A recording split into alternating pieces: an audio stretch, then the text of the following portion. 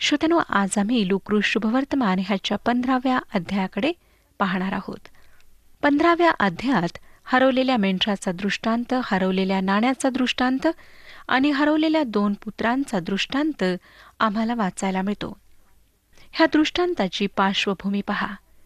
सर्व जकातदार व पापी येशूचे ऐकावयास त्याच्याजवळ येत होते आणि ह्यामुळे परुषी व शास्त्री कुरकुर करू लागले, त्याच्यावर टीका करू लागले. त्यांचं म्हणणं हे होतं की हा पापी लोकांसोबत जेवण करतो, त्यांच्यासोबत तो सहभागिता करतो. तो त्यांच्या ह्या कुरकुरीसाठी व टीकेसाठी ह्या दृष्टांताद्वारे त्यांना उत्तर देत आहे.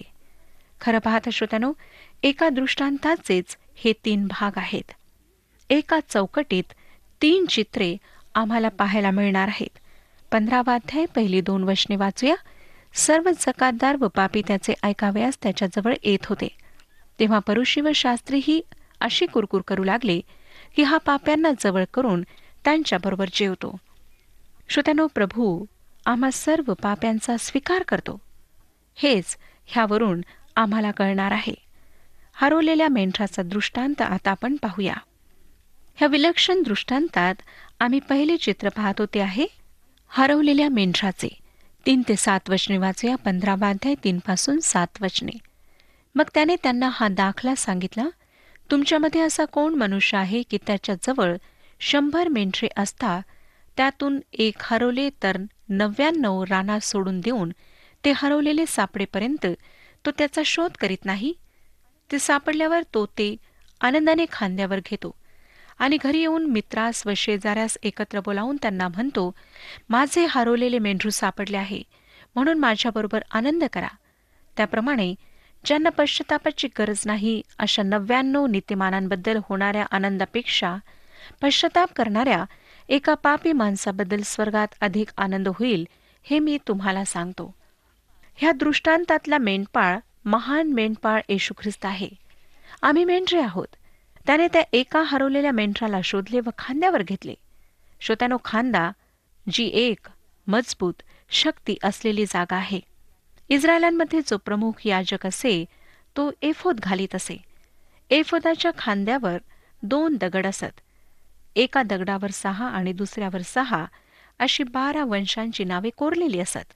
प्रमुख याजक इस्रायलच्या संतानांना खांद्यावर वाहत असे. आमचा महान प्रमुख याजक आम्हाला त्याच्या खांद्यावर वाहून नेतो व आम्ही कदापि हरवू शकत नाही. तो प्रत्येक मेंढराच्या बाबतीत दक्ष असतो. श्रोत्यानो, हे जे चित्र आहे हे आमच्या प्रभू येशूचे चित्र आहे, जो त्याच्या स्वतःच्या लोकांना आज शोधत आहे. आता जे दुसरे चित्र आहे ते आहे हरवलेल्या नाण्याचे. 8 ते 10 वचने वाचूया. तसेच अशी कोण स्त्री आहे की तिच्याजवळ रुपयाची 10 नाणी असता त्यातून 1 नाणे हरवले तर दिवा पेटून व घर झाडून ते सापडेपर्यंत मन लावून शोध करीत राहत नाही? ते सापडल्यावर ती मैत्रिणींना व शेजारींना बोलावून म्हणते, माझे हरवलेले नाणे मला सापडले म्हणून माझ्याबरोबर आनंद करा. त्याप्रमाणे पश्चाताप करणाऱ्या एका पापी माणसाबद्दल देवाच्या दूतांसमोर आनंद होतो, हे मी तुम्हाला सांगतो. हरवलेले नाणे जणू काही लग्नाच्या अंगठीतील एखाद्या खड्याचे हरवणे होय. ही स्त्री पवित्र आत्म्याला दर्शविते, ज्याची सेवा आहे की जो प्रत्येक वराकडचा आहे तो त्या विवाहात हजर राहावा हे पाहणे. प्रत्येक नाणे त्याच्या नियोजित स्थळी राहील, त्याच्यासाठी प्रत्येक जण महत्वाचा आहे. आता नंतर आम्हाला हरवलेल्या पुत्राचा दृष्टांत वाचायला मिळतो. डॉक्टर लूक वैद्यकीय क्षेत्रातला व एक वैज्ञानिक होता. तो कलाकार होता, ज्याने आमच्या प्रभूच्या गौरवी दृष्टांताचे चित्र आमच्यासाठी रेखाटले आहे, जे दुसरा कुठलाही शुभवर्तमान लेखक मांडत नाही. 11वं वचन सांगतं, आणखी तो म्हणाला, कोणा एका मनुष्याला 2 मुलगे होते. हे जे घर आहे श्रोत्यानो, हे घर देवाच्या घराला दर्शविते, जेथे सर्व सुखसोयी, आनंद आणि प्रेम आहे. 12 आणि 13 वचने. त्यापैकी धाकटा बापाला म्हणाला, बाबा, मालमत्तेचा माझा वाटा मला द्या. तेव्हा त्याने आपल्या मिळकतीची त्यांच्यात वाटणी केली. मग फार दिवस झाले नाहीत, तोच धाकटा मुलगा सर्व काही जमा करून दूर देशी निघून गेला आणि तेथे त्याने चैनबाजी करून आपली मालमत्ता उधळून टाकली. ह्या घरात मानवाच्या हृदयाला आवश्यक सर्व गोष्टी होत्या. प्रेम, आनंद, सहभागिता, सुखसोयी. हा लहान भाऊ फार विक्षिप्त गोष्ट करतो. तो म्हणतो की मी ह्या अनुशासनाने त्रस्त झालो आहे. मला बाहेरचे जग पाहायचे आहे. होय श्रोत्यानो, त्याला बाहेरचे जग अधिक चांगले वाटत होते.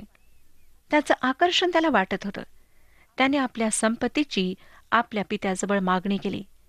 त्या संपत्तीतला एक एक पैका त्याच्या वडिलांनी अर्जित केलेला होता. त्यासाठी त्यांनी श्रम केले होते. त्यासाठी ह्या मुलाने श्रम केले नव्हते. त्याच्या बुद्धीमुळे किंवा परिश्रमामुळे त्याला ही संपत्ती प्राप्त झाली नव्हती. तर त्याचे वडील उदार होते म्हणून तो पैसा, ती संपत्ती त्याला मिळाली होती. ते सर्व काही घेऊन तो दूर देशी निघून गेला. त्याला तेथे अनुभव आला की ज्याला लोक फार चांगले उत्तम समजतात ते काय आहे. त्याने पापाचा आनंद पूर्णपणे उपभोगला. आपण स्वतःला ह्या चित्रात ठेवू शकतो श्रोत्यानो. एक दिवस आला की त्याच्या जवळची सर्व संपत्ती खलास झाली. त्याच्याजवळ काहीच उरले नाही. 14वे वचन पहा काय सांगतं. त्याने आपले सर्व खर्चून टाकल्यावर त्या देशात मोठा दुष्काळ पडला. तेव्हा त्याला अडचण पडू लागली. ज्या ठिकाणी त्याला वाटले की गवत हिरवे आहे, तेथे त्याला कळले की ते गवत आता सुकले आहे. दुष्काळ पडला होता. ह्या मुलाला कळत नव्हते की आता काय करावे. खरे पाहता त्याला आता घरी जाण्याची भीती वाटत होती. त्याने घाबरण्याची आवश्यकता नव्हती, पण तो घाबरत होता. तो इतक्या बिकट परिस्थितीत होता की तो असे काही करणार होता जे एखादा यहुदी सहजासहजी करू शकला नसता. त्याला कुठेच नोकरी मिळत नव्हती. कोणीच त्याला मदत करीत नव्हते. त्याने त्या सर्व मित्रांकडे जाऊन त्यांच्याकडून काही मिळेल अशी अपेक्षा ठेवली. पण एक एक करून सर्व त्याच्यापासून दुरावलेत. त्याला कळून चुकले श्रोत्यानो की ह्या परदेशात त्याचे असे कोणीच नाही. शेवटी डुकरे चारायचे काम त्याने पत्करले. त्याला कोणीच काही देत नसे असे वचन आम्हाला सांगते. आणि वचन आम्हाला हे सुद्धा सांगते की तेव्हा डुकरे खात असत, त्यातल्या शेंगा तरी खाऊन पोट भरावे अशी त्याला फार इच्छा होई. जे इस्रायली व परुषी येशूचे हे बोलणे ऐकत होते ते कचरू लागले, कारण एक इब्री ह्यापेक्षा अधिक नीच स्तराला पोहोचू शकत नव्हता. त्याचे डुकराशी काही घेणे देणे नसे. मोशेच्या नियमशास्त्राद्वारे त्याला एकदम सक्त मनाई होती. परंतु त्यांच्या सोबत राहण्या इतपत नीच पातळीला पोहोचणे त्यांच्याकरिता फार भयानक होते. हेच ते चित्र आहे श्रोत्यानो, एक काळे चित्र. आपणापैकी कोणी म्हणेल की हा मुलगा पापी आहे आणि त्याचे तारण होणार आहे. नाही, असे चित्र मुळीच ह्या ठिकाणी दाखविण्यात आलेले नाही. एका पाप्याचे तारण होत आहे असे हे चित्र नाही. जेव्हा तो आपल्या पित्याच्या घरी राहत होता तेव्हा तो पुत्र होता आणि ह्याबद्दल काहीच प्रश्न नाही. दूरदेशी जाऊन त्याने पैसा खर्च केला, पापामध्ये जीवन व्यतीत केले, तेव्हा सुद्धा तो पुत्र होता. ह्याबद्दल सुद्धा काहीच प्रश्न नाही. त्या डुकरांमध्ये अगदी लाचार अवस्थेत तो राहिला, तेव्हा तो काही त्यांच्यासारखा नव्हता, परंतु तो पुत्र होता. ह्या दृष्टांतात जी गोष्ट प्रभूने सांगितली त्यामध्ये सुद्धा तो पुत्र होता. पूर्ण समयी तो पुत्रच होता, तो बदलला नाही. मग आपणापैकी कोणी म्हणेल की तर हे शुभवर्तमान नाही. श्रोत्यानो, हे शुभवर्तमान सुद्धा आहे. तरी सुद्धा प्रथम हा दृष्टांत काय आहे हे आपण पाहूया. हा दृष्टांत एक कशा प्रकारे तारला जातो ह्याविषयी नाही, एका पित्याचे हृदय कसे असते हे ह्या दृष्टांताद्वारे प्रगट करण्यात आले. तो फक्त एका पाप्यालाच वाचवत नाही, परंतु पाप करणाऱ्या पुत्राला सुद्धा वापस परतवतो आणि स्वीकारतो, हे प्रगट करण्यात आले आहे. 15 आणि 16 वचने वाचूया श्रोत्यानो. 15वा अध्याय 15व आणि 16व वचन. मग तो त्या देशातील एका रहिवाशाजवळ जाऊन त्याला चिकटून राहिला. त्याने त्याला आपल्या शेतात डुकरे चारावयास पाठविले. तेव्हा डुकरे खात असत, त्यातल्या शेंगा तरी खाऊन पोट भरावे अशी त्याला फार इच्छा होई. त्याला कोणी काही देत नसे. त्याला कोणी काही देत नसे हे वाक्य लक्षात घ्या. आज मला कळत नाही श्रोत्यानो की ख्रिस्ती लोकांना असं का वाटतं की जगातील लोक त्यांचे मित्र आहेत, जेव्हा हे जगिक मित्र त्यांना पापामध्ये ढकलत आहेत, देवापासून दूर नेत आहेत. ह्या मुलाला सुद्धा असेच वाटले. हे काळ्या रंगाने रंगविल्या गेलेले चित्र होते. परंतु आनंदाची गोष्ट म्हणजे आमच्या प्रभूने त्यावर दुसऱ्या सुंदर रंगांनी चित्र रेखाटले. त्या मुलाच्या घर सोडण्यापासून तर पापात पडून सर्व गमावण्यापर्यंत डुकरांच्या सोबत राहण्याच्या काळ्या रंगावर प्रभू आता सुंदर रंगांनी चित्र बनवणार आहे. 17वं वचन पुढे सांगतं, नंतर तो शुद्धीवर येऊन म्हणाला, माझ्या बापाच्या कितीतरी मोल करण्यास भाकरीची रेलचल आहे आणि मी तर येथे भुकेने मरतो आहे. तो भानावर आला. श्रोत्यानो, पाप फार भयंकर अशी गोष्ट करते. ते आम्हाला योग्य प्रकारे पाहू देत नाही. जगाच्या सर्व सुखविलासांना ते दाखविते व जेव्हा आम्ही पापात असतो तेव्हा आम्हाला काहीच स्पष्ट दिसत नाही. हा मुलगा म्हणाला, माझ्या बापाच्या घरी तर नोकरांना उत्तम जेवण खायला मिळते.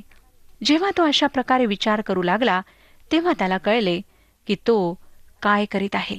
18 आणि 19 वचने पहा, मी उठून आपल्या बापाकडे जाईन व त्याला म्हणेन, बाबा, मी स्वर्गाविरुद्ध व तुमच्या विरुद्ध पाप केले आहे. आता तुमचा मुलगा म्हणून घेण्यास मी योग्य नाही. आपल्या एका मोलकऱ्याप्रमाणे मला ठेवा. आता आम्ही खरोखर रंगीत अशा चित्राकडे येत आहोत. हे पित्याचे घर आहे. पिता खिडकीतून आपल्या पुत्राची वाट पाहत आहे. त्याला पूर्ण अपेक्षा होती की एक ना एक दिवस माझा मुलगा ह्या रस्त्याने अवश्य घरी वापस येईल. आपणापैकी कोणी विचारेल, काही ख्रिस्ती व्यक्ती पाप करू शकते? होय श्रोत्यांना, करू शकते, कारण आम्ही सर्व मानव आहोत. मग आपण विचाराल, काही ख्रिस्ती व्यक्ती पापामध्ये राहू शकते?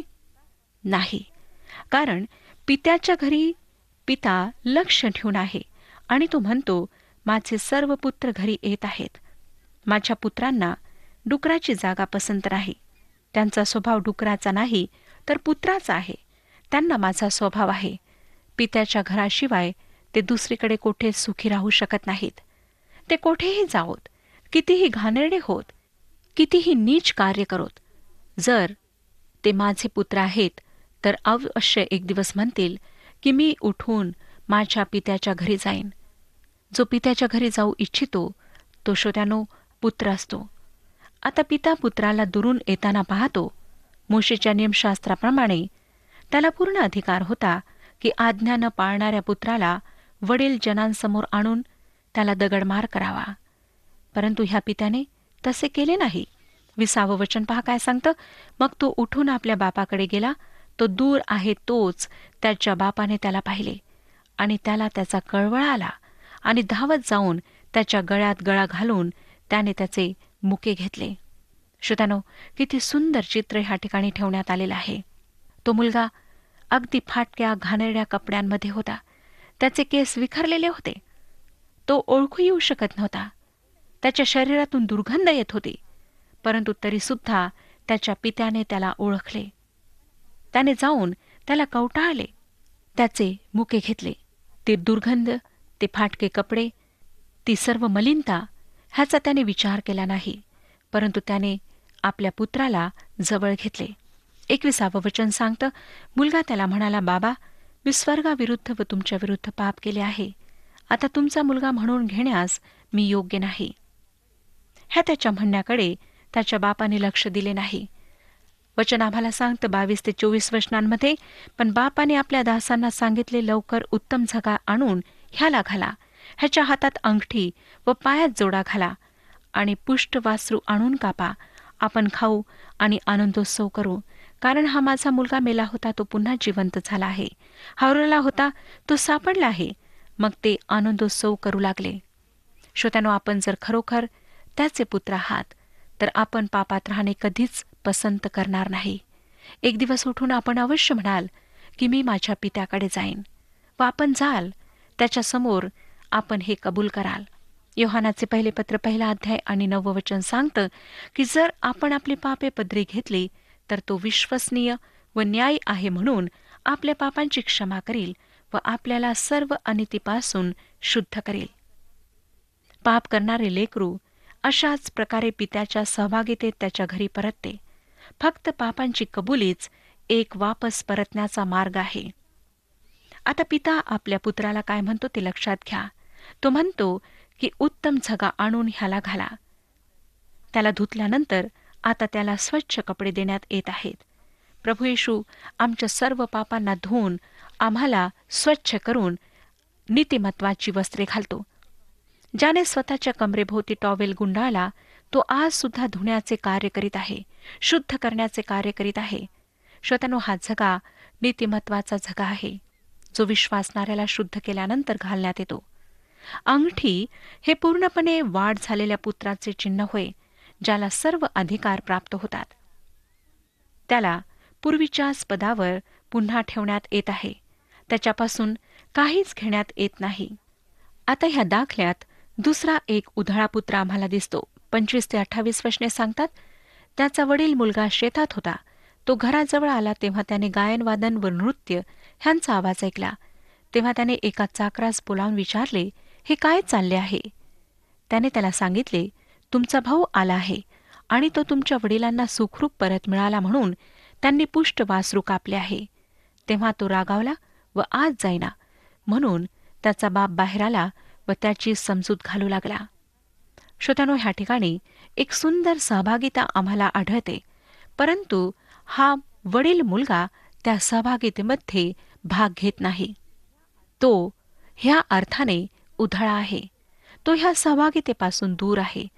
आज आमच्यापैकी अनेक अशा प्रकारच्या सहभागितेपासून दूर आहेत. तो रागावला, कुरकुर करू लागला आणि त्या सहभागितेमध्ये सामील झाला नाही.